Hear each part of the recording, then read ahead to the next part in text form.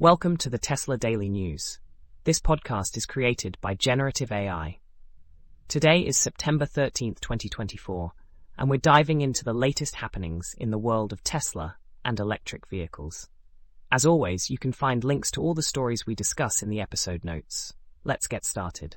In a recent incident in California, a Tesla Semi was involved in a crash that led to a significant fire. The National Transportation Safety Board, or NTSB, reported that the fire was sparked by the truck's lithium-ion battery, which reached a scorching 1,000 degrees Fahrenheit.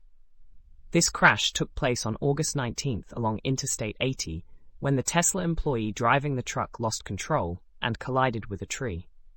Thankfully, the driver emerged unscathed. To tackle the blaze, firefighters had to use an astonishing 50,000 gallons of water. Additionally, an aircraft was deployed to drop fire retardant as a precautionary measure. The freeway was closed for about 15 hours to ensure the battery was sufficiently cooled before the truck could be safely recovered. The NTSB is currently investigating the fire risks associated with the truck's large battery. It's noteworthy that the vehicle wasn't utilizing Tesla's automated driving systems at the time of the accident. After the incident, the truck was monitored for 24 hours at an open-air facility, and fortunately, the battery did not reignite.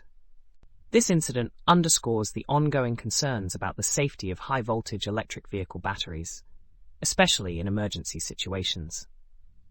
Tesla began delivering these electric semis back in December 2022, boasting a range of 500 miles per charge when fully loaded.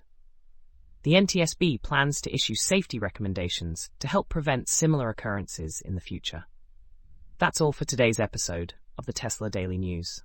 We hope you found these insights into the world of Tesla and electric vehicles both informative and engaging. Remember, you can find links to all the stories we covered in the episode notes.